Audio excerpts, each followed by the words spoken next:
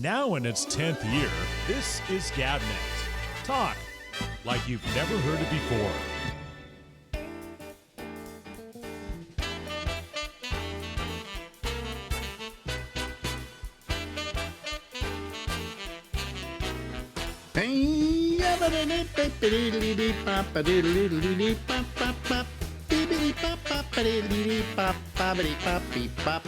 Hey everybody, guess who? Live from Harlem in New York City, it's me. I'm Alex, and this is the Ramble. Well, after a big new year, there she is, ladies and gentlemen. Her nibs. I don't know why. Remember that? Her nibs, Miss Georgia Gibbs, and I could never figure out what a nib was. I don't know it. No, I always thought it was associated with George Burns, but no. Oh, really? Oh, okay. Yeah, just a perception because I heard you use it, and I hear occasional references to it. Yeah. Nib. Her nibs. Lori Thompson, ladies and gentlemen, who was my aide de camp in a little radio expedition in San Francisco, which is how many years ago was that now? I think it was 86 when we first became acquainted, first started doing the morning show. I remember the meeting we had. Yeah. And so 86, and your hiatuses. I was like, okay, how long was that section? How long was this section? Yeah. But I would say total, at least 14 years. 14 years, yeah. So that's how many years ago? I always think of the end as 97-ish. That's when CBS bought Live 105. Yeah, but so that's 26 years ago? Lots. Yeah, I've lost count. But then you add the beginning of it, and it's like 36 yeah. or 40 years ago. Yeah. So we go back. So isn't it time we started to forget it? Oh, but I never want to forget it. It was just fun going, because you were different than any radio guy I ever worked with, or radio person I ever worked with. How was I different? You were real. You just talked, and that sounds so trite, but you talked about things that people actually talk about. You did you were doing a Seinfeld before Seinfeld did, like with topics like that seemed taboo to radio before. Yeah. And you would just take them on, which I thought was great because that's how people talk when they're just hanging out with their friends, and it just seemed more genuine to me. Well, my problem was I loved radio so much that I hated radio. Explain, please. In other words, I loved it so much that when I saw it being done in a rather, how could we call it, slipshod manner, I couldn't stand that. Yeah, that's troubling. When I listen to a podcast and people have mistaken a podcast for just a couple fellas sitting around shooting the breeze, talking about nothing, talking about chicks, don't have. By the way, they have to. All these podcasts have to show their microphone, which I don't do because I hide it. See it? There it is. Yeah. Why do they? But I hide it. I don't want the microphone to be seen. This is magic, Exactly. And they have, because I'm in broadcasting, and so the microphone as a visual, I guess, they think it enhances their. Yeah, craft. but anyways, and they all have these big, giant microphones with the big stands, They're all sitting there with the microphones, and that's a pod. No, hide the goddamn microphones, Yeah, fun. For years, TV stations, did everything they could to hide the microphones. Every now and then it would drop into the frame and you go, oh, there's the microphone. I know. Oh, big, somebody's going to lose their game. Or a little lavalier you put here that was almost the same color as your shirt, so nobody knows that there's a microphone. Yeah. We have to have a microphone. That's how you hear us. But it's magic. But anyway, so that's what bothers me about podcasts. But what bothered me about broadcasting primarily was how they sucked on the teat of their audience. In It other was words, like, hey, talking down to people all the time. hey, good morning. How are you? Glad to have you here. Well, Yeah, mine was, hi, good morning. You're here again? yeah. You know, I mean, I just didn't believe that you had to kiss the audience ass in order to get them to listen to you, and that was demeaning to them, that you Yes, felt that's you what had to be that way. you taught me. Never talk down to people, never talk down to the audience because it's obnoxious first and it's just pretentious. Yeah. And so to be more honest with the audience, show them I don't know, show them your frailties, tell them about your life, which is not always going to be, hey, really great. But that you didn't have that false bravado, I mean, which what I always hated about radio also was when I got more and more power, Mhm. I wielded it, but not against you or against the people who worked with me. I did it against the general manager and the program director. Right. Ruffled a few feathers, you did. Well, Yeah. I go in there and it's basically like, really? You want to get mad at the cow that's giving you the milk? You know? Uh, right. But that's what I liked about working with you. It was just, and plus it was real. It was genuine. It was what people are talking about, not a sanitized version. I With think, yeah, I think that was part of it. I think the other part of it was just anti everything in radio. I mean, I was going back to an old model. Everybody said, "Oh, you're so original, and the show is so different," and blah. I said, "No, it all goes back to the radio I listened to when I was growing up in the mid '40s. I and had a radio and I listened to these shows, and they had an audience, and they had music, and they had all kinds of things, and so that's why I brought back the studio audience." right, and we had a live band when we would do the live broadcast once a month or something, Yeah. and those were so great because you took Oh, those old when we did those the Christmas shows, the oh my Supper with gosh, Schwartzman programs, we yeah, had a full orchestra. yes, and that's you brought the elements of entertainment that are timeless Yeah. with Yeah. you. So anyway, everything I did was based on the model I grew up with, and the Mhm. radio that had long since disappeared. And information compellingly and entertainingly delivered is what you did. There was another level to it though. My favorite disc jockey when I was growing up. I hate using the word disc jockey, but he used it, so I'll use it. Because I hate disc jockey. That's kind of like, oh, you work here at this office, you're a desk jockey? Yeah, And right, then they'd be upset. How can you call me that? Well, don't call me a disc jockey. right. Because there were so many hacks out there who were Yeah. just jock, Don't and it call me just a disc jockey. Um, yeah. but anyway, I kind of had this whole thing where I really railed against anything that was done like you were supposed to do it now. I hated the fact that the radio I loved was replaced by this model Yeah, that just seemed to be everywhere. I mean, every station did it. You didn't have an audience, and you didn't try to entertain. I think that's the biggest that's problem. it. That's it. Yeah. I mean, You yeah. I mean, a you disc want to when you're hanging out with your friends, you're hanging out and you want to entertain each other and you want to have a blast, and that's what you brought to the radio that I hadn't worked with before, and so that to me that was wonderful.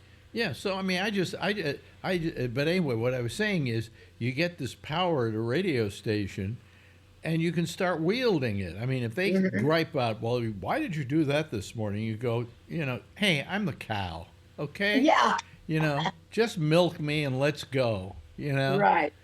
Otherwise, back off. Well, I found out, who was it, from Chuck or somebody, how much money I made for that radio station a year. And I didn't realize it. He knew the number. I can't remember what it is now, but it was like quite substantial. Right. I mean, It for was- those days, it was $4 or $5 million a year. Yeah, And I didn't realize that. I mean, if I realized that, I would have asked for more. Well, yeah, because I think the rumor is now this is the anecdotal that's been passed down was that Joe Field, who I always really liked, and his son, David, runs it now. But Yeah. he supposedly he was a lawyer. He was an attorney by trade, and he had a case involving an FM radio station. And he thought, in a visionary way, this is going to take off, and this will be the standard. So he bought the station that became Live 105. It was Hot Hits. Only I don't think it was Hot Hits when he purchased it, but it was something. Well, he like went out and 80 he went out and got a consultant.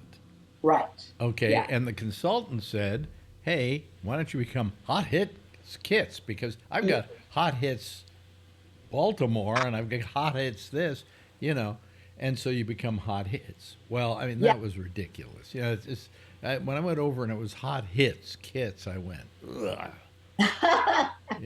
But you can't just change a radio station overnight if you want to retain listenership. Well, here's the thing. So, Maybe most people, if you're listening to us and you were in San Francisco and you were listening to us at the time, okay, here's something you didn't know.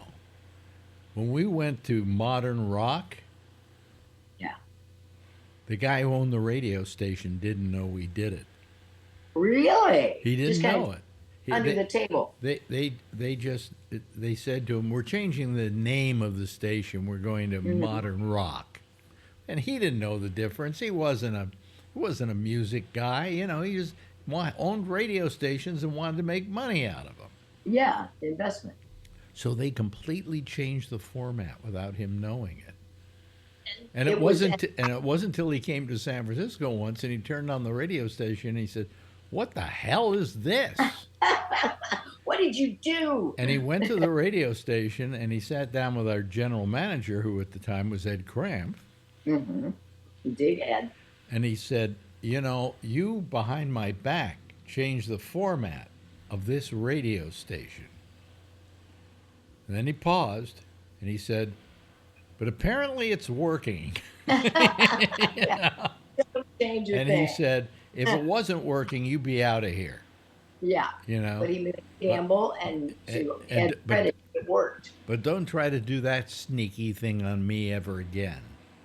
Yeah. Well, you had a resource like Steve Masters, who was so into music. When he would go on vacation, like in Europe or Bangkok, he would bring home suitcases full of records because he was so into music and the styles and the new music that was being done out there that nobody played. Yeah.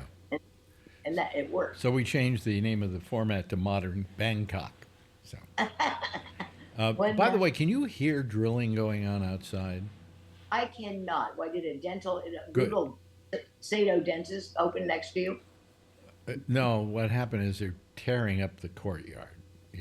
Oh, you mentioned your beautiful courtyard, but it's going to be restored to its 1920s. No. They're just trying to keep it from leaking into the basement.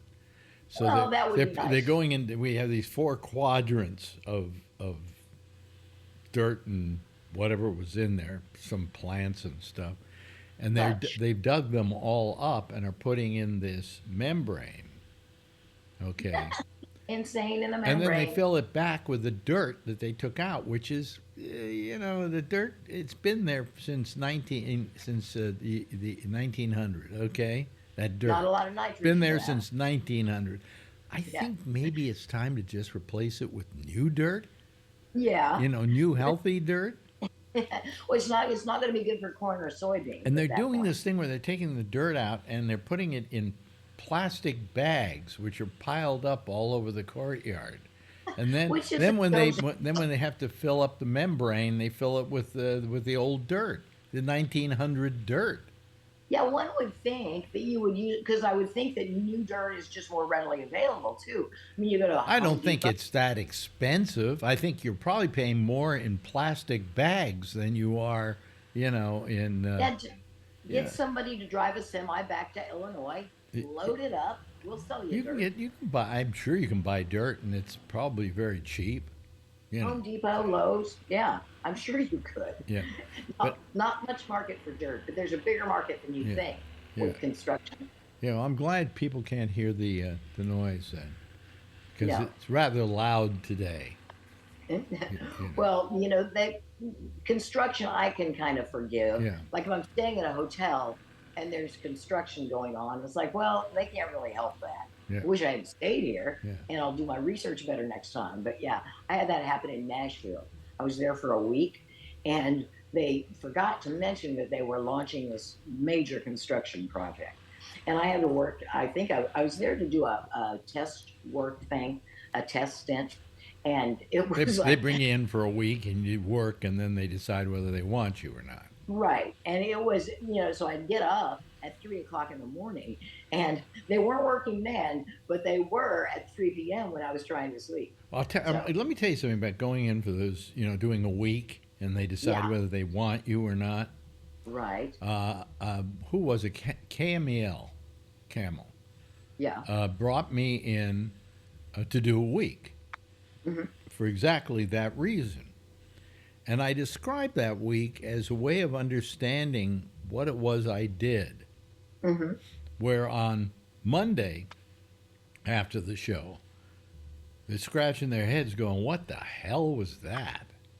What in the world? Tuesday, they're going, I think I was right yesterday. What the hell was that? On Wednesday, they go, well, that was pretty good. That wasn't bad. Yeah. It's working. Thursday, they went, wow, that was terrific. And by Friday, they offered me the job. Yeah, Okay. because people forget you were at KMEL before you came to. But what I had usually said to people was, they said, we want to bring you in for a day to see how you do. And I go, no, you got to bring me in for a week. You'll never understand me in a day. Exactly. It's just the whole tone and everything. Takes a little getting used to because it's not like other things you've heard. And that's really, because you're right. What was the term I used to use? I don't remember things that well, but I said the hardest thing to sell is something nobody's done before. Because all that people understand is what's already happened. Yeah. So if you do a radio show and you sound like what's already happened and been successful, God, you're great. You're terrific. Yeah, that's like when TV shows are pitched. They describe them as, All in the Family meets Family Feud. They always compare it one thing to another. Yeah. Kind of a game show, kind of a. It's all in the Family meets Creature from the Black Lagoon. Yeah. I just wanted to do a show called Creature from the Black Saloon, and you could film it at a bar. Yeah. And people come in and hang out at your speakeasy for a segment, 15 here, 15 there, and wouldn't that be fun? Yeah, because it's a combination between Creature of the Black Lagoon and Cheers. Yeah, that's it. Perfect. You've learned the art of the pitch, the Hollywood pitch. Yeah. But anyway, so what I was saying is that, I just never liked to do things the way they were doing them then. I like the old radio, and I said, and the only thing I had in common with the old radio was the desire to entertain. And that was it. Yeah. You say to yourself, what can I do today that's different? And so, and we never obviously, part of the show was I was lazy. People would say to me, what are you going to do on tomorrow's show? And I go, let's see your show notes. Well, let's see what happens. I believed in an organic show in which you went on at 6 o'clock in the morning and you went, hi, everybody, it's Alex. And who we got on the show today? And they'd throw me a list of the people who was on the show. And we would then ad-lib it through the whole thing. And it was organic. It was, and that's when you say natural, that's what was natural about it.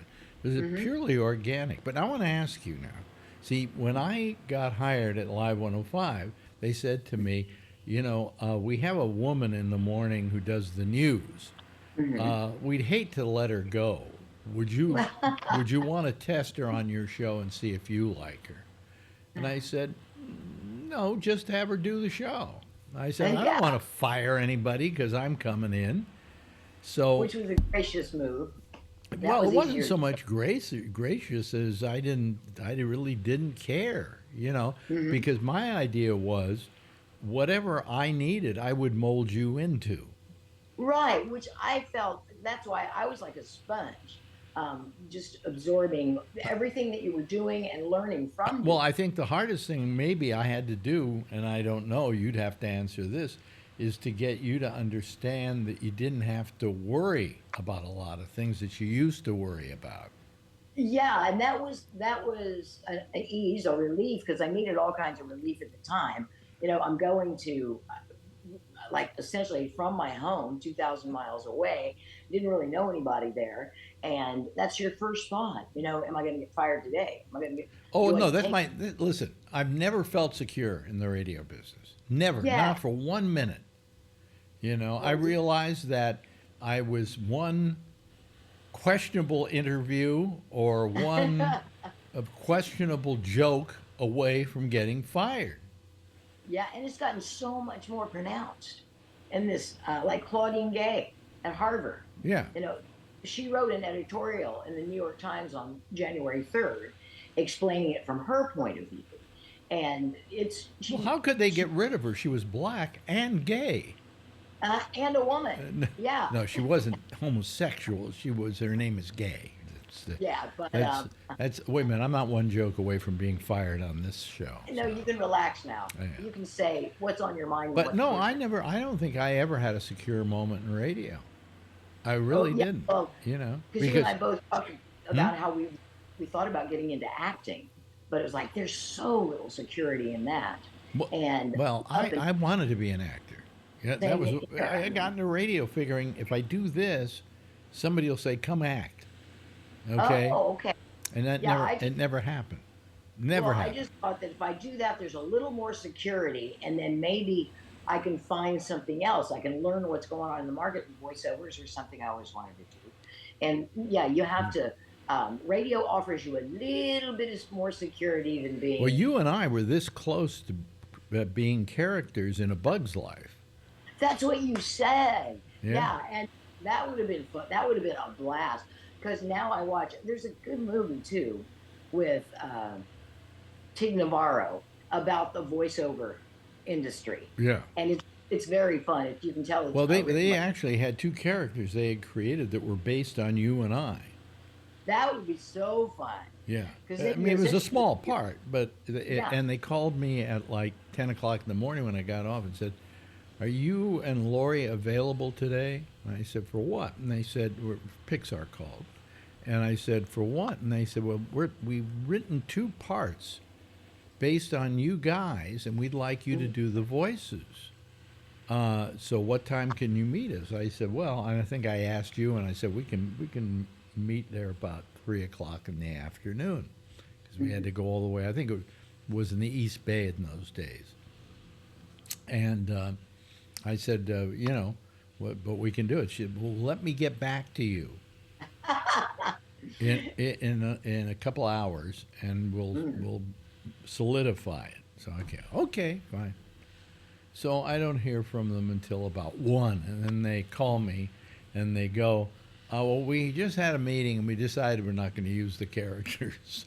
Yeah, So it was too real. yeah, we changed the script. So And that's how acting would have been every day. You're here, yeah. you're high as in the morning. You're just so jazzed because you're up for this Well, big no, but you part. got a job. It Yeah. could be two lines in a movie, but you got a job. You got work. Yeah, But yeah. the thing that somebody told me once, and it was kind of sad to hear it, and I can't remember who it was, who said to me that every day, every movie they ever did, the last day you sign out. Okay. Oh, I didn't know this. Yeah, I read a lot of yeah, about- and every a lot of time he books. said I signed out, I didn't know that wouldn't be my last day acting. See, that would be freaking. The head trips that your mind could put. Yeah. No, could put on a situation And, would be. and there was more things like that. I mean, Patrick Stewart, I had him on the show here in New York at Sirius XM.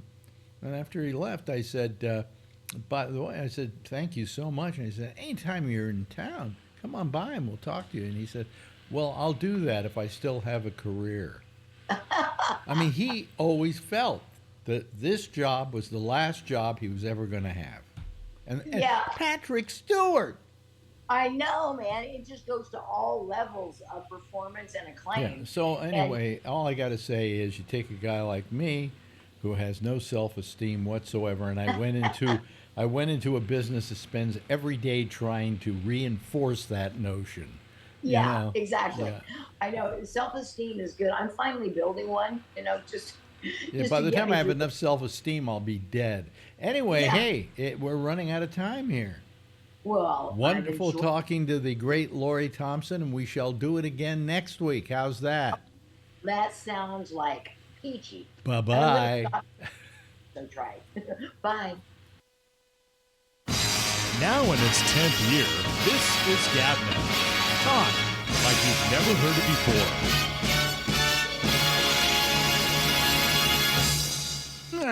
Thank you very much. That's Lori Thompson. That's a rerun, of course. We've been rerunning her every week because we want you to remember that, she's still around.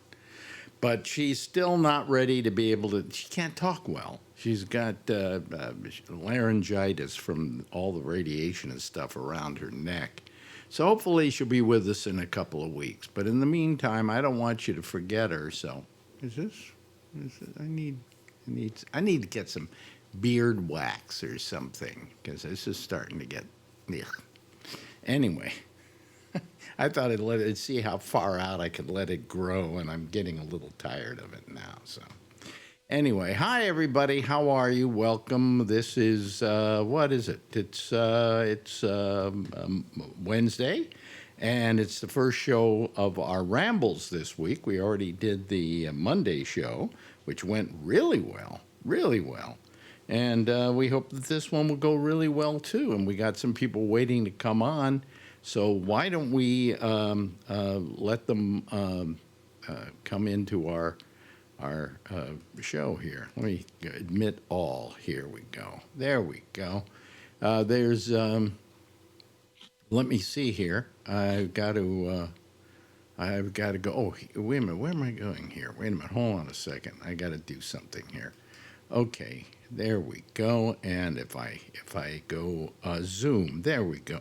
See, a couple of days of not doing this, and I forget how to do it. Hi, everybody. How are you? Richard, Charlie Wallace is trying to connect. Alan's coming here in a moment now. Kevin and Jeffrey, how are you all? Pretty good. Yeah. Good. Yeah. Yeah. Check. The content of that Lori, I know it was a replay, Yeah. the Lori interview. Yeah. Yeah. That was Tell me done. more, I got more of an idea of what you were doing in San Francisco in '86. Yeah. Your philosophy, keeping the microphone away, and Yeah. Things like that. fun. Yeah. Well, she and I think the world of her. And she's had this bout with, she had a touch of the cancer. And they did the radiation and they did the chemotherapy, but it was right here on her throat. And so for the time being, she has a hard time talking. Okay. So we're going to wait till she's ready, and then we're going to have her right back on again. But I don't want you to forget her, so that's why we keep running. Have you talked to her? I text her. Okay. I don't think she's not in any position to talk much. Yeah, well, that's so wondering. Yeah. Just to see how how well everything went. But I have asked her how it's going, and she said, so far so good. Good. These things you only know in the immediate moment how they did. But you Right. got to wait 5 years to make sure it's gone away completely, and that's Yeah, but as long as there's no present complications. No, the only complication is she can't talk, and Right. that's what she does for a living, for crying Yeah, out yeah, loud. yeah. This was throat cancer. Hmm? Throat cancer. Is that No, what- no, it was a lump she had right here on her neck, and they took it out and they looked at it and they said it's cancerous. So then they went, this is Florida. I don't know if they would do it up here, But they started hitting her with everything. She got the radiation, she got the chemotherapy. You know, she didn't get the radiation like I did, which you get it over 5 treatments. She got the radiation where you had to go for 30 days. Every day during the week. Well, so if she were here, they would probably give her the you know, what we call the what do they call it? Cyber knife is one of the names they give it. Yeah. And it's only a 5-day treatment or 5-session treatment. Okay, it's not 5 days. I think it depends on the cancer. I'm not an oncologist, but Well, I read, for instance, I this don't even this play this thing that she had on her neck right. could be treated with brachytherapy, which is the seeds, which I did. But they don't know how to do the seeds in that part of Florida. No, they say, well, we don't really do them here. And what they're really saying is we don't know how to do them here. How stupid. Well, you know, I think if she were Florida. if she were here, she might have a different course of treatment, you know. So Probably one of the best cancer specialists in the world would probably be in New York. I would say, you know, either that or I'll tell you, oddly enough, it's in Texas at MD Anderson. Is probably the best cancer hospital in the country. Yeah, around here, Sloan Kettering. Sloan Kettering here in New York, yeah. Yeah. Sloan Kettering, and I went to what do you call it, Mount Sinai, which is fine. You know, my doctor was the doctor who gave Rudolph Giuliani his prostate seeds and saved his life.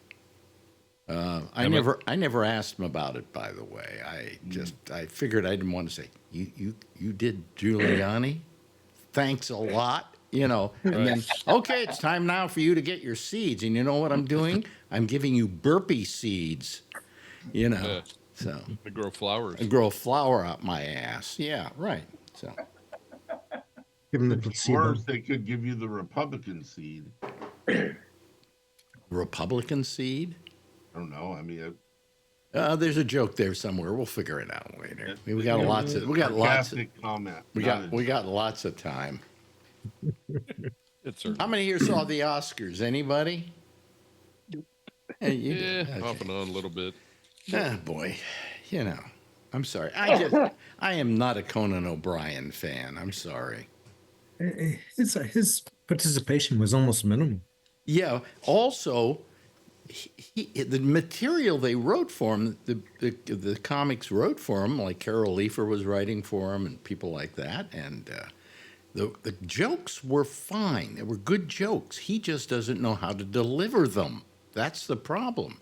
He has no sense of comedy timing. And he covers up that fact by making all these funny little movements and things like that, you know, to kind of cover it up. Well, that's Trump. That's Trump. Well, then, if you didn't care about the Academy Awards, how many watched our fine president last night? Yep. Yep. I wanted to watch the diarrhea flow out of his mouth every time he opened his mouth. What was it? Who was saying? I think it was what's his name? The guy who does the late nights on NBC. You mean ABC or Jimmy Kimmel? No, NBC. You know, Oh, that's Jimmy Fallon. no, after Fallon. Oh, Seth. Seth Meyer.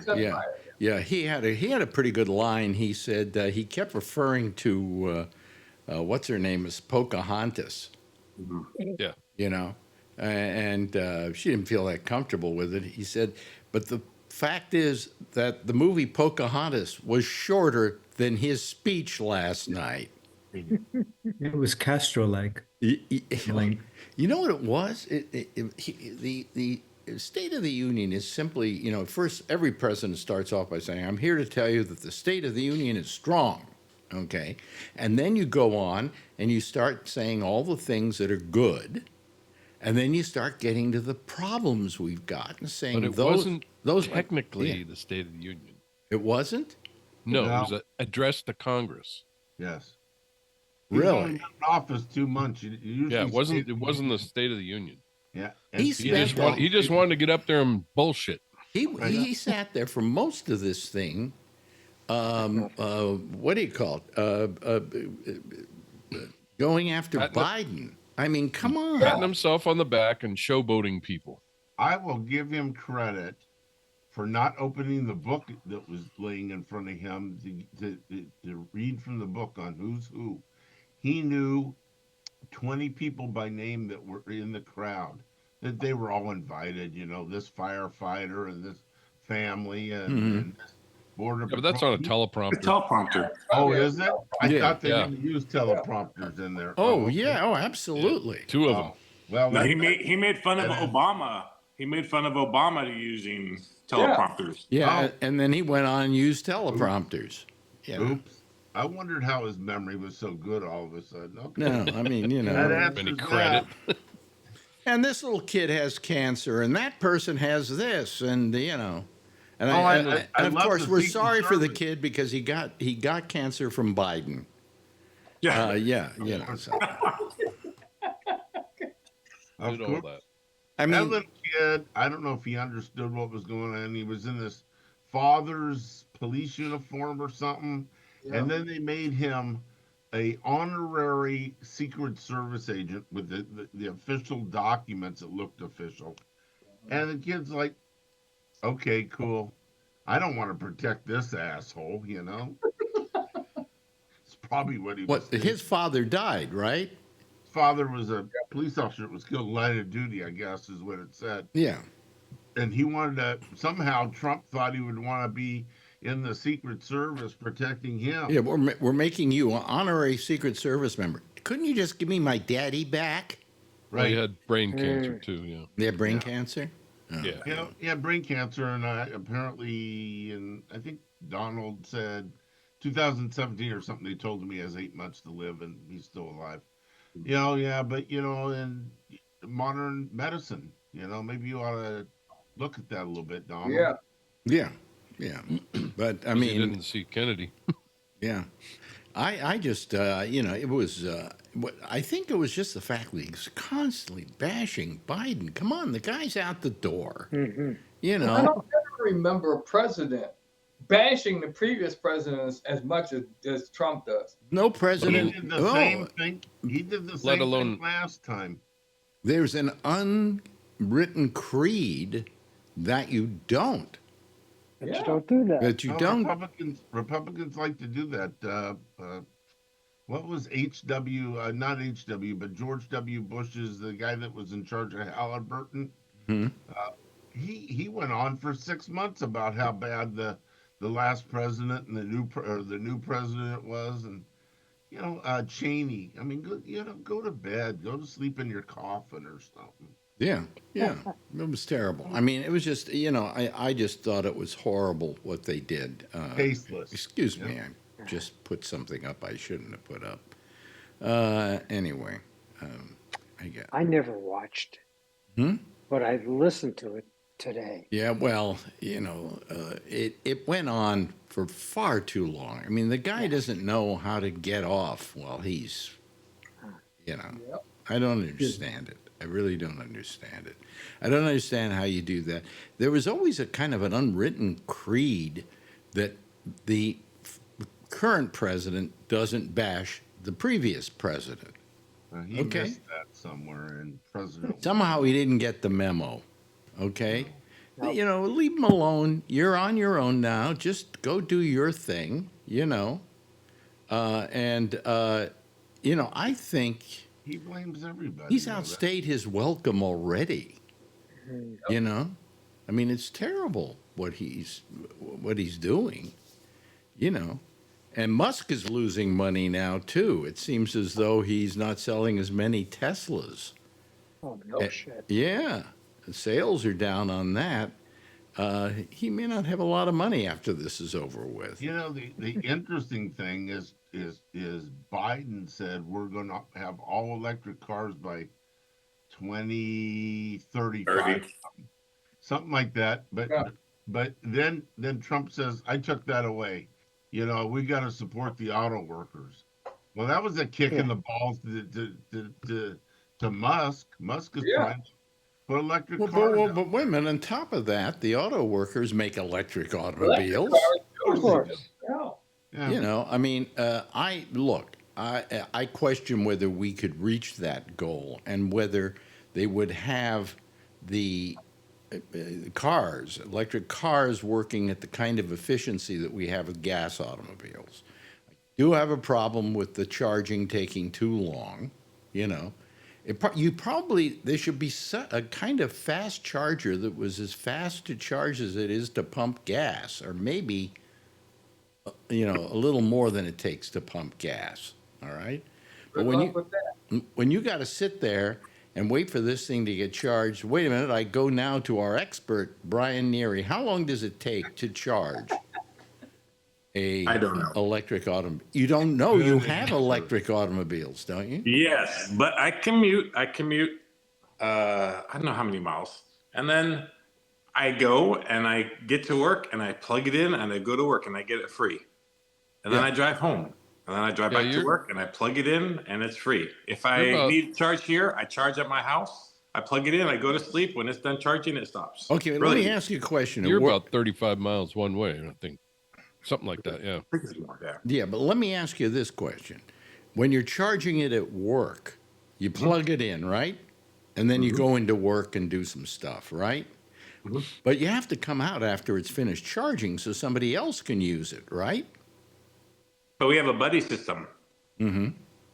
So when one of my workers come out, I put my car in, and then when I leave, I call my engineer buddy, and he gets his car in. Okay. Yeah, you got to move it. Okay, but nevertheless, you're at work for at least 8 hours a day, right? Yeah. Okay, 6 hours a day. All right, 2 hours a day. Anyway, Lately, yes. you know, the point is, if you're in there for 8 hours, you're not going to sit there and let you. How long does it take that car to charge up to full capacity? Well, at work, they're slow chargers, and at home, it's a fast charger. Okay, so the fast charger takes how long? I don't know. I can check. 30 They're minutes. supposedly about 20 minutes, 25 minutes, something like that. Really, that's what I've not heard. bad. That's the fast one, and not the home. The home one will be Yeah. a few hours. Yeah, the long one is like 45 minutes to an hour. Oh, the long one's like long. No, the home ones, but they have long ones on the road too, right? Yeah, yeah. Yes. So on You got long and you got medium and then fast. Until and then the long ones we are at home. overcome that, okay? Like, I think that most electric automobiles should have a little bit of gas that you could go over to if you run out of electricity. they call those hybrids. Well, they And go call to them. the expert, Jeff. Jeff is the expert at the hybrids. Yes. I have that combo. Mm-hmm. He has stolen more hybrids. No. But it's a non-brainer for me because then it does what it needs to do. You don't actually drive, do you? Pam drives you around. No, Pam does the driving. Yeah, right on. Great Yeah, marriage. I killed too many people. Yeah. But, Trying to drive away from the stolen garbage. do you get good mileage on that thing using it, the hybrid? Yeah. Yep. Yeah, the combination, I get 37 miles a gallon. Wow. Yes, Okay. My compared daughter's to car not is a Prius, Mm-hmm. and she Yeah. gets at least 50. Really? Yeah. Yeah, there you go. That's pretty That's a good. Prius. Well, I think that Yeah, it's a he Prius. he was wrong in saying we're going to go all electric. He should say going all electric or hybrid. You know, hybrid makes a lot of sense. Well, You know. part of the problem with going all electric is like if you go into Texas, they have enough trouble in the winter keeping the power up so people can stay warm. Or, Yeah. Well, you know, and so now you have an extra, 50,000 cars drawing power off the system. okay, but let's go someplace like I don't know, California. North Dakota, where it gets really cold during the winter. The colder it gets, the less efficiency you're going to get in the amount of time you can get on a charge. Absolutely. Yep. So it's affected by that as well. Absolutely. So until we get some of those problems solved, I think we can't immediately go over to electric. But he said About he said 5 or 6 years ago, Elon Musk, because the plant is here in Fremont, gave the Fremont Police Department a Tesla Model S or something for, to use in the department Model to 3. test out and stuff like that. And they were pursuing somebody, and the car ran out of power. That was a claim to fame. The chief of police was so pissed he gave the car back to Tesla. Yeah. The- Well, I mean, Yes. I think Tesla's maybe good as a second car. The You know. commuter car. I think it's great for commuter car. Mm-hmm. I Yeah. think it's great for a commuter car. Then you have your weekend with the family. You go drive, Yep. with the SUV or whatever. Yeah. Yeah. But but eventually we'll solve a lot of those problems. But right now it's not entirely ready for prime time. There doesn't seem to be security along like I-5 where they have these charging places. The news the other day showed two of the Tesla charging place superchargers on fire. Mm-hmm. And they're being investigated, but it probably was arson. And then one of them a few months ago on I-5, I think, people went to plug in there. They were out of power, but somebody had pulled all the copper out of the thing. So Yeah. they need to do a better job of securing these things. Yeah. Mm-hmm. I just got a thing from Bree that he was signing on, but unfortunately, I don't think it was Bree because Bree would have come on immediately, and he was sitting there waiting to come on. So Right, he's eating sushi usually. yeah, yeah, Lucky guy.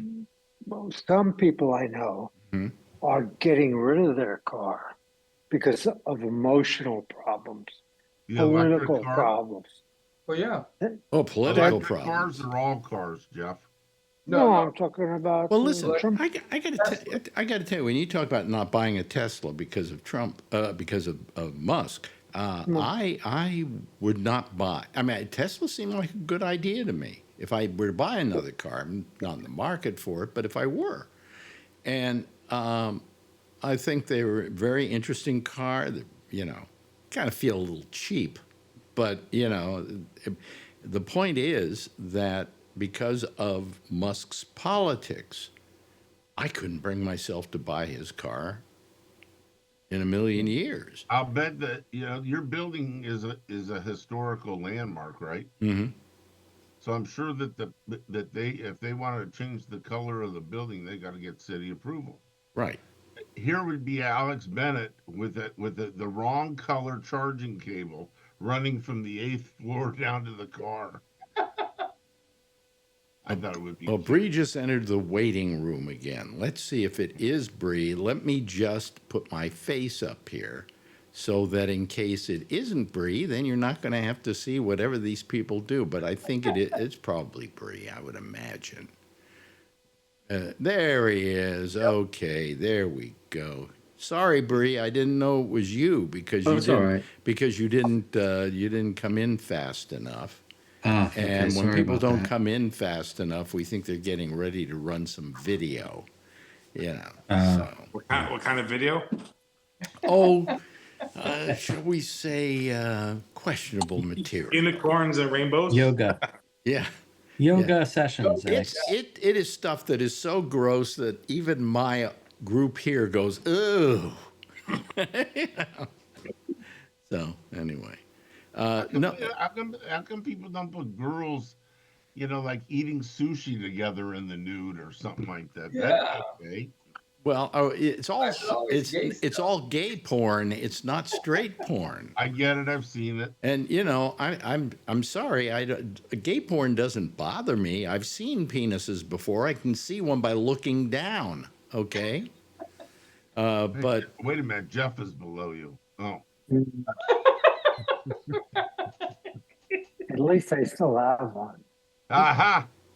Yes, right, exactly. So anyway, I just I couldn't. But you know what else is happening is last night, for instance, in this whatever that speech was supposed to be, he mentioned various people who were improving things and doing things because he asked them to, and so on. I mentioned Tim Cook again.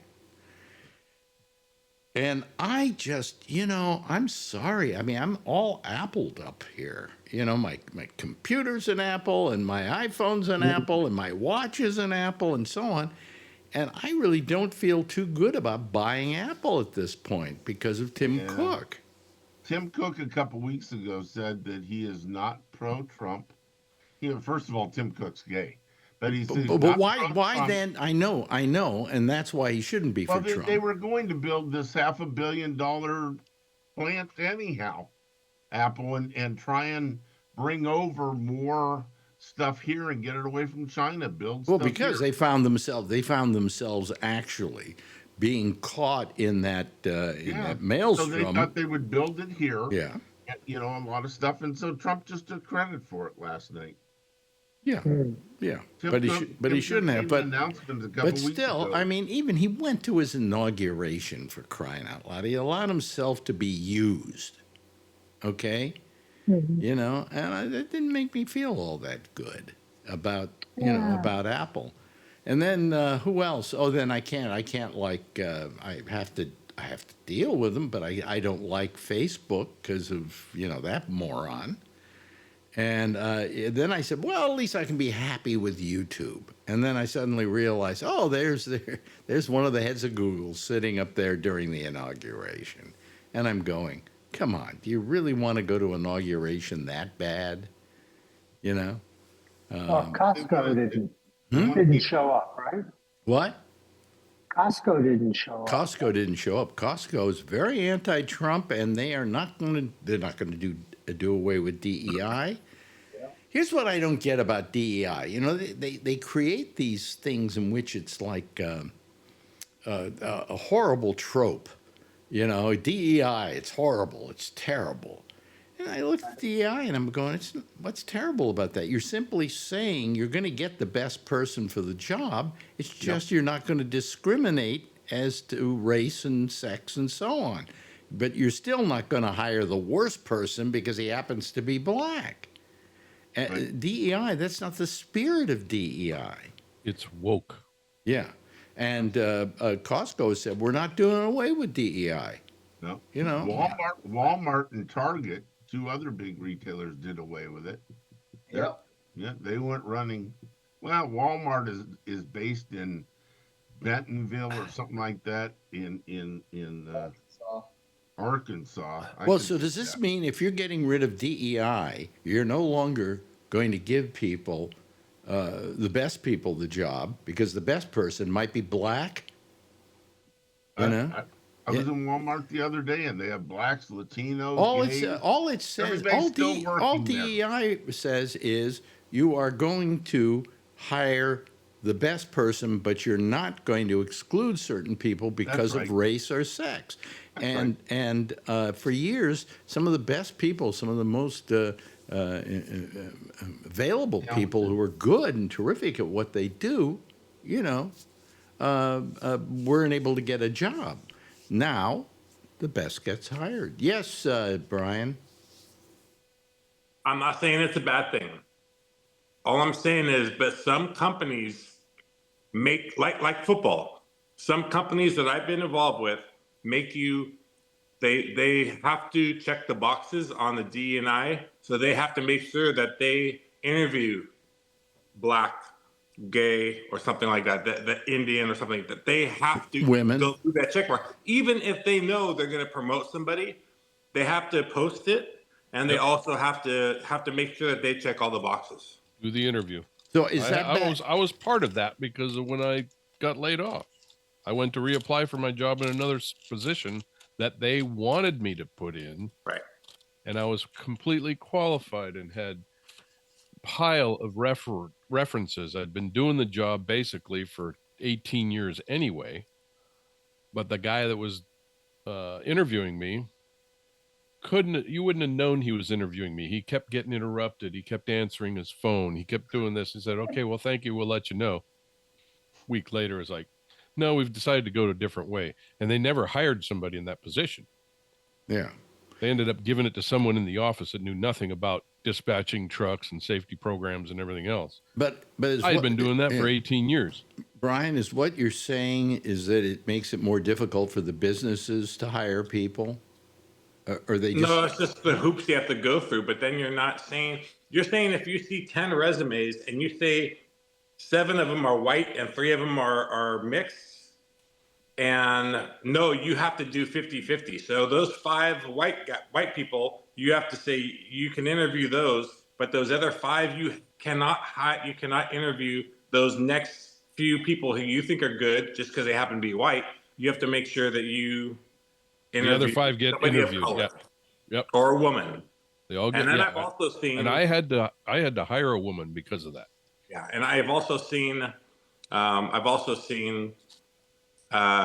Somebody from DE&I get hired without them going through the whole process, just promoting them into big positions, which isn't right. But Charlie, we know you're a very intelligent person. He's black too. Ooh, that's another box check. DE&I, we check the box here, and Please, we don't use the term black. Negro is the term. No, colored person. Colored person. What color are you? No, but here's my question, Charlie. You're intelligent. You're a brainy guy. Were you ever refused a job you felt because you were black? Well, no, I've never been refused. I've gotten every job I've applied for. Okay. Wow. So McDonald's is not picky who works the window. Yes, Ray. Well, I hate Trump, as you know, but I have to say, in the world of live theater in the Bay Area, DEI became, you better not put two, especially in equity theater in the union, you better not put more than 1 or 2, probably just 1 white person in your cast, because if you do, you're going to get holy hell from the community, and no one's going to make it possible for you to continue. I quit the union because there was nothing left for me. If you go and you look at all the professional theaters here, there's almost no white people in any of the casts.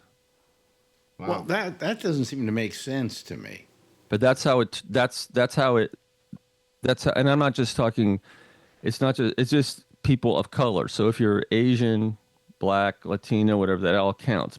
Or if you're gay or trans or something.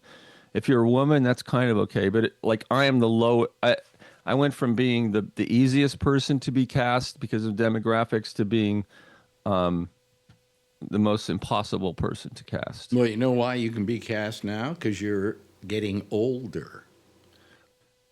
But the problem is, so they have very few parts for me because they don't want to have shows where they require someone like me, and the same 3 guys keep getting all the roles. It's incredible. Why don't you tell them you're gay, and that way you'll get more work? I would actually. Yeah. Yeah. Well, yeah. So the DEI in that world is not really working the way it should, I don't think. Well, see, I think the spirit of DEI should be that you always are looking for the best person for the job. But you're not judging as part of that criterion what race they are. Oh, that's not how it works. To me, that's what DEI should be. That's what it should be. Well, there are some companies that have literal counts.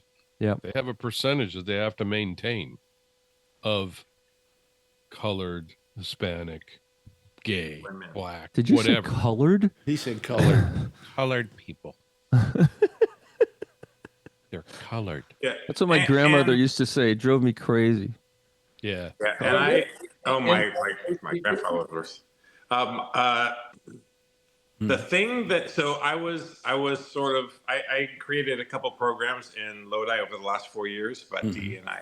And one of the things that I stressed was if I'm a smart manager or director, I was director at that time, if I have a project and I need something solved, and I have 5 white guys trying to solve it who grew up in the Bay Area, and we all sort of same lifestyle and all that stuff, we're not going to have any new ideas, new set of eyes. So that's why I like to mix up those teams, because then when I have somebody from India, I have somebody on the line, maybe Latin, and then somebody else different. You have different growing up situations. You have different ideas that are flowing. And that's going to make you solve those problems, not 5 white guys. And that's why I like the DEI part of it. Let me ask you this. When it comes to your business, which is technology, okay, your Asians are very, very good at what you do. Okay? So wouldn't that component give you your DEI makeup? DEI. Yeah, but then you have Indian too, and Indian are growing up a different culture and different lifestyle. So that's going to have different ideas when you're trying to solve the problem and different education. And then you have a couple of white guys. You have a couple of people like Charlie who are very, very educated, and I have a couple of people on the line that maybe not educated, but they have the hands-on experience. That's how I'm going to solve the problem. So that's why I think the D&I portion of not regulating it, but understanding for me, wow, these are different backgrounds and they're going to help me solve issues better than they would the same 5 white guys that grew up in San Jose and been in tech business. Yeah. So that's why I look at it. That's going to be my. Bree has his hand up. He's had his hand up for a while, and I don't want him to lose all circulation to it. So. I just want to chime in that maybe, well, we'd have to clarify it a little bit more, but maybe one of the white guys lived abroad for many, many, many, many years in India, in Malaysia, in the United Arab Emirates, in China. So it's not the skin color. That's a lot of people tend to come down to that. I'm like, diversity comes in all shapes and sizes. Yeah. And I'd like to think that, I have a diversity package that belies my skin color. Okay, you can be on my team. Don't worry. Okay, all right. But I do have one other quick thing. We have factory in Lodi. We have a factory in Sunnyvale. We have a factory in Sweden. We have a factory in Washington. Now, do you think the DE&I program goes to each one of those factories? Sweden, they're all Swedish. All tall, white Swedish people. There's no diversity and inclusion there. But they're part of our company. But It's only here in the U.S. But it's pretty hard to find a black person in those countries, right? Not too hard. They're immigrating. Cold. Yeah. It's no matter what, they don't grow them there or what? What's the deal? Well, don't they grow them? I was. Except well, here's something, Alex. If someone comes to the U.S. To work, they can get a job. They can find a job. But here, if somebody comes to Malaysia, you have to have a proven skill set or education to be able to work here. So, if you come from Africa to Malaysia, they're gonna see your skin color immediately, and you're gonna get checked. Whereas if you're in the States and you come from Africa, they're gonna just be like, you're just an American. So it's harder to parse that. Not under Trump. You mean an African? You mean somebody who was born in Africa and doesn't come from our horrible past? You mean, what do you mean? Yeah, America? They could come to America and get a job. Yeah. Okay. Yeah, but in other countries, where the skin color would stand out, they would have difficulty unless they have the degree, the skill set, like that's provable. But we don't necessarily require that, because America has always been, and I think we do a little bit more now. But like Singapore, forget it. You have to have the extremely high qualifications, or they're not going to let you come in. But they don't look at the color of the skin of that person to say whether he's qualified or not. They find out whether he can do the job or not, right? Yeah. Well, you said that kind of hesitantly. Well, yeah, they're so. Are you saying that Malaysia is racist? Oh, it absolutely is, and they'll agree to it. I mean, it's codified into the society. That you say it as if it's a bad thing, because you're coming from an American perspective. But I can walk out down the street and it will say, for rent, only to Chinese, only to Malay. It will say that right on the rent sign. Really? Yes. And do they? Some of them say no brie. Yeah. I remember when I went to China in 1992. if you were overseas white, you paid the highest price. If you were overseas Chinese, you paid the second highest price, and if you were resident Chinese, you paid the lowest price. Well, I'll tell you what happened to me when I went to the Great Wall of China. We're there, Marjorie and I, and we're like an oddity. They're all coming up, taking pictures of us, wanting selfies with us, because we were Americans. And I thought that was really strange, that they found that unusual and interesting. I think a lot of those people recognized you and said, "That's Alex Bennett." Yeah, sure. Well, Alex, it depends on where they're from. So like, for example, you're at a tourist site. It's possible they could be from a province and they've been brought in for the day to go to that site. Oh, it's very, very much true. But if I showed you the videos of the Great Wall of China where we were, there are no Americans there. There are no white people there. Yeah. Okay. Well, when I meet my African American or African friends abroad and we go out, that's usually a oddity. Mm-hmm. They see the black guy, and the white guy, and it's clear we're not from there. Wow. Australia wouldn't allow. They wouldn't hire anybody who came from a different country. They wouldn't let you in there. Oh, well, so they wanted people in Australia to be able to have the jobs rather than people coming from outside the country. Yeah, it wasn't just. It was 100% difference.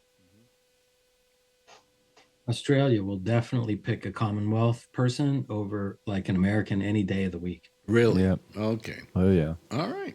So there you go. That's why you have to work on your Australian accent at all times. Yeah. You never know. They might. Yeah. Well, who wants to live in Australia anyway when you eat Vegemite for breakfast? Disgusting. You ever had Vegemite? I ordered some once from Amazon just to see what it was like. And how anybody can spread that on butter, on toast rather, and think that's a good idea is beyond me. It's like eating axle grease. It's gross. I've never tried axle grease. What's that like? It's like Vegemite. It's better than that. Tastes like chicken. Right. Tastes like axle grease. Right. So but DEI has been used as this horrible thing, and woke as a terrible thing. Isn't woke just simply responding to the needs of other people? Yes, Ray. Woke for the right, for Trumpers, has become code word for let's make things like they were in the 1950s before civil rights. Yep. That's what woke means. Well, they all It has nothing to do with the actual meaning of woke. They all want to go back to that time. They all want to go back to that time. Yeah, that's what they're saying. I grew up in the 1950s, and I'll have to say, I can't tell you whether it was a great time or a bad time, because the bad part of it was the whole McCarthy hearings and crap like that, which was just insane. It was insanity, But on the other hand, I was a kid at the time. I started the 50s at age 10.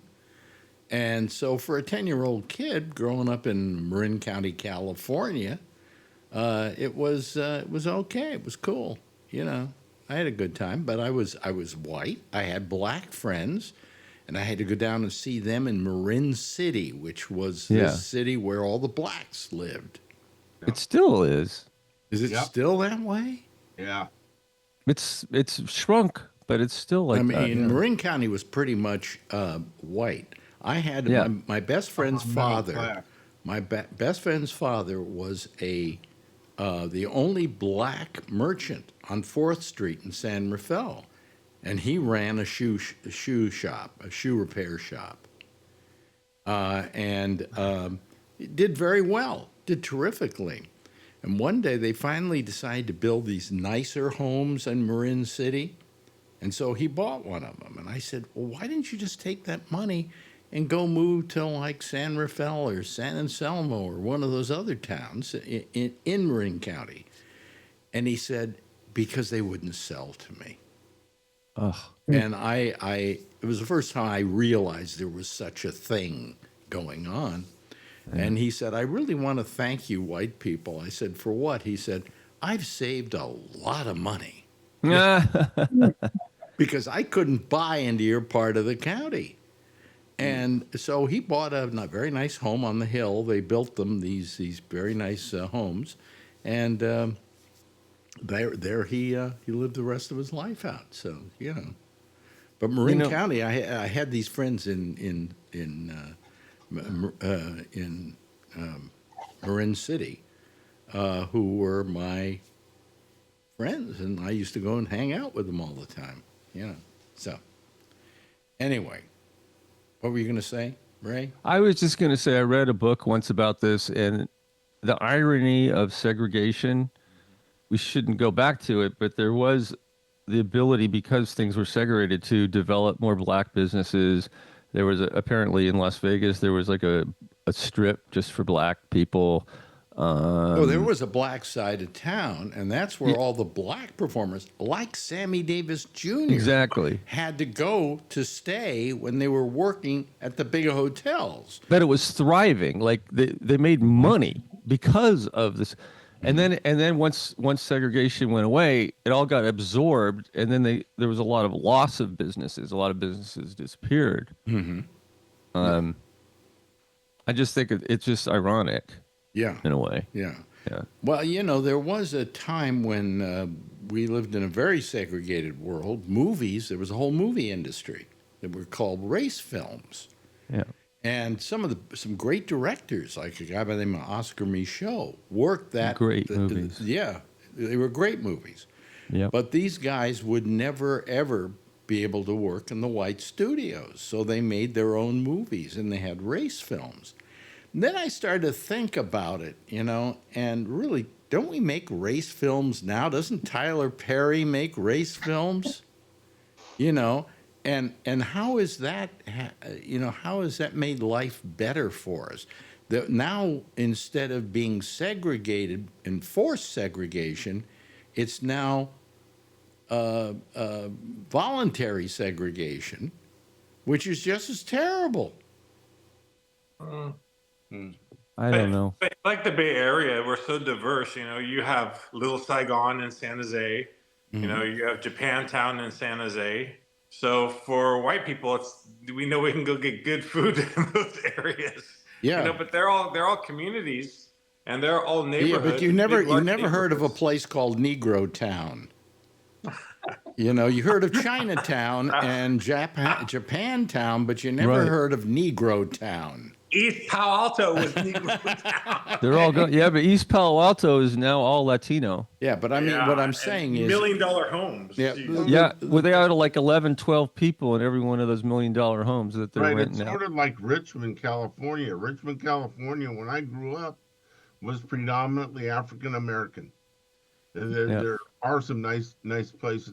I think we're not. I think the difference between a Chinatown and a place where black people were forced to live in those days was the fact that they were forced to live in those areas, but Chinatown was an economic thing. They had Chinese restaurants, they sold Chinese trinkets, and that's the only reason why Chinatown existed, was as an economic thing for the Asian people.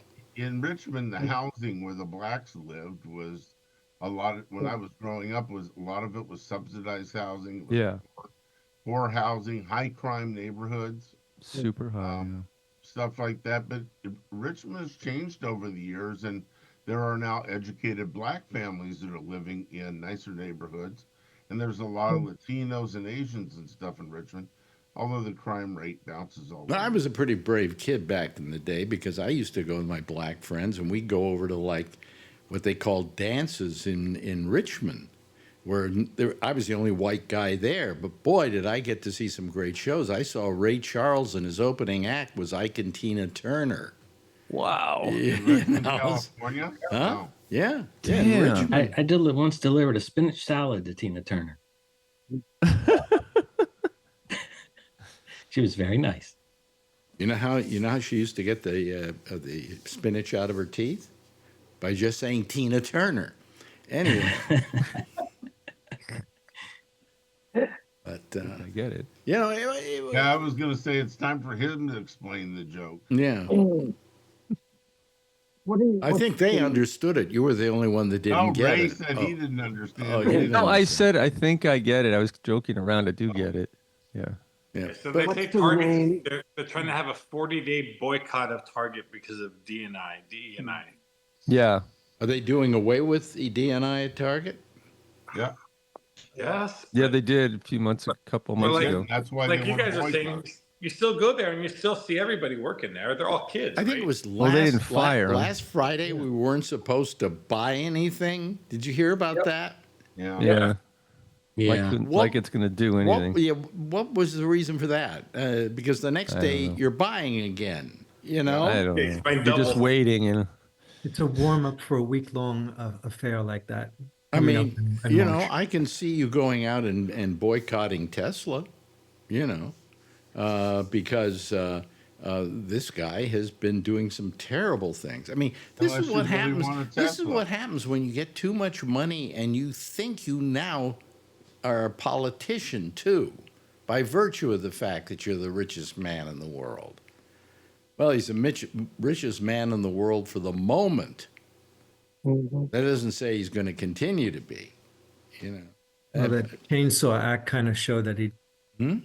he's The pulling a cha- tiny chop, yeah. just like his, You know, just like I think President. Musk wanted to be in politics in other countries, and this afforded him that stepping stone to go to other countries that are more conservative and give him a higher status. You know, he went to Germany and spoke for that neo-Nazi party, right? Yeah. Yeah. It cost him $40 billion in sales in Germany. Good. The chancellor of Germany said that he's an idiot. Well, he is an He is an idiot. He's not very articulate. He's kind of No. stupid. Yeah. He stands there like a robin up in the crowd when Trump's talking to him like this. He's nodding his head like this, yeah, looking around, and and I'm like, what's that? Why don't you wave at the Can't you people be first? happy with having all that money and sending rockets up and doing a good job with that and running your little car company? Can't you be happy with that? What's the advantage to what he's doing now? They say he's not a smart guy. He's just a good investor, right? He's a good investor. Create Okay, Tesla. let me just He throw. didn't create yeah. SpaceX. Mm-hmm. He created Yeah. PayPal. He was know- he was Oh, he the almost fifth killed PayPal. CEO of Tesla. Yeah, but he almost killed PayPal. Yeah, he's not very good. He's lucky. Yeah. And- Exactly. Well, And he's just not very Could smart. I'm telling you, he's could we just not say very. that he's maybe hired the right people to work Yeah. at those places? Because after all, you've got Yes. SpaceX and you got to hire people to send those rockets up, and he's got the best in the business. He's Yeah, got he's good at young that. people with new ideas of how you do this, you know. I mean, the chopsticks that catch the rockets. Come on, it doesn't get better than that, you know. But Yeah, except for we ought to have NASA doing that. The U.S. government. But they killed NASA. They killed Well, NASA when he was trying to get going at the very beginning. I don't mind if it's private industry. And private industry's been doing more than NASA was ever able to. NASA was too bloated, Yeah. you know, and they Yeah, were what's sending Trump up these doing? rockets that were far too heavy, you know. Yeah. I mean, but the point I'm making is I feel really bad about that to begin with. By the way, how's your knee, Ray? Right. Okay. Well, last night at 2 a.m, I had a nightmare and fell out of freaking bed, I've done that. I fell out of bed too. Yeah, I've and done I that. landed on it. Oh, And I have this bell, and I'm ringing the shit out of it for 15 minutes. No one in my family comes to help me. I can't get up. I don't know if I screwed up my knee. Finally, my wife shows up. Took me like 10 minutes to get back in the bed. We had to figure all these things out. She can't lift me. I'm twice her size. has anybody here ever fallen out of bed in your sleep? Oh, I have like a few times. When I did it a while back, it happens and you wake up when you hit the floor, right? Oh, it's horrible. And then it's horrible. it takes you forever to get back in the bed because you're half asleep. Oh, and you're in Just shock. put a pillow and on the floor. Just put a pillow on the floor. When you fall down, grab the pillow. Yeah, I will, but it's just a horrible experience. I know. Especially when you just had a knee replacement. Yeah, so your knee's okay. Well, no, I got a giant bruise on the ends. I would been doing my physical therapy every day. I almost had 90 degrees on the bend, and now I don't. I had now I have like 30 again. Oh God, that's terrible. And the doctor said just keep icing it, and keep it elevated. And he said it'll probably once the bruising goes away, you'll probably be okay. Ray, just call me, Ray, and I'll get there before your family does. Well, finally, I called I called her twice, no answer, and I guess she has a thing on her phone. If you call her 3 times, it keeps going through, and then she answered finally. She was in the other room because you don't want to be in the bed with me when I'm like this. I'm up and down all night long. I wouldn't want to be in the bed with you at all. Well, it'd be terrible to have your knee operated on and then have a prostate. Do you have a prostate problem too? Yes. So you're getting up several times during the night. Yes. Yeah. Well, but I have a little jar I pee into. Oh, really? Okay, good. Yeah. But but sometimes it fills up. He sells those jars. You need a bigger tank. I love getting old. It's just freaking awesome. Yeah. Oh, I remember when I first started coming on the show, I wasn't like old. Well, now I'm old. How old are you now? 63. You're a puppy, for crying out. Yeah, but I'm having old person shit happen to me. How old are you, Richard? 70, just turned 70. Say he's 60. This kid, you know. Okay. Yeah. How old are you, 63. Jeff? I'm going to be 80 this week. Okay. This month. So you want to talk about? Well, I'm just a wimp. You want to talk about old? Okay. That's all. Okay. How I'm old not are you old, now, then. I'm Kevin? young. I forgot. You're in 67. 67. So 68 in June. yeah. So man. So shut up, Ray, and just let your leg heal, and You know what else happened? The anesthesiologist forgot to put the nerve block in at the end of the surgery, and as soon as the epidural wore off, I was in freaking hell on earth, man. And they kept giving me morphine, and it didn't work. I thought I was gonna die and it never let up. And then finally, they gave me the nerve block after 3 hours. This is what malpractice. Did you go to a hospital? Yep. You know the anesthesiologist. Yeah, but he was operated on in one of those walk-in. The anesthesiologist. And then so the next morning, is supposed to keep you alive during surgery and pain-free. Well, it didn't happen. If they fail on that, this is what lawsuits are made out of. And then the next morning, my doctor, I guess he was afraid, my surgeon, he comes in my room and he goes, "I'm so fucking pissed at that goddamn anesthesiologist." This is what he said. Yeah. Because he's covering his own ass. Absolutely. And he didn't even mention my surgery or anything. When I had my seeds done, they had to give me a what do you call it? A spinal. All right. Yeah. To deaden That's me. what I had. Because they didn't want to put me out because I'm too old. Okay. So they did a spinal. And afterwards, it took forever. It took 3 hours for me to get my legs back. You know. Oh yeah, I mean, it takes. You tell your leg to move and it doesn't move. Right.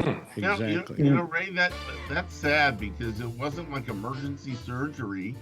They had time for you to meet with the anesthesiologist, and for that person to find out about you and stuff, so they know much right. So they should have known how much anesthesia to give you and how long it would last. Yeah. You know, anyway, on the surgery. Yeah, anyway, hey, listen. Yeah. The theme is playing.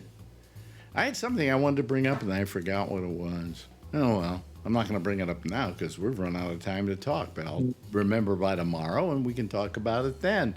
Jeff, thank you so much for calling tonight. Nice participation. Kevin, always good having you here. Charlie, a pleasure. Richard, it's wonderful to see you coming back like this. It warms the cockles of my heart and other parts of my body. And Alan, thank you so much for being with us. Al Neary, who works for The Godfather, thank you so much. Do you know that character was Al Neary, don't you? My grandfather's name was Al Neary. Oh, boy. So my godfather, when I was young, he used to say that was the story of our family, and that was my godfather. Terrible. Anyway, thank you to Bree, and thank you, Ray, for joining us tonight. Everybody give a big wave goodbye, and I'll give a big wave goodbye at you, okay? And if everybody stays tuned right here, coming up next, let me just get rid of all this stuff here, and then get rid of them. And welcome back, okay? And we're here tomorrow night again. And next is the Intersection with Amy Manuel. I'll get this all straight. And then I'll see you tomorrow night, same time, same station in life. In the meantime, if you see her, tell her I love her, okay? Bye-bye, everybody. Have a nice night.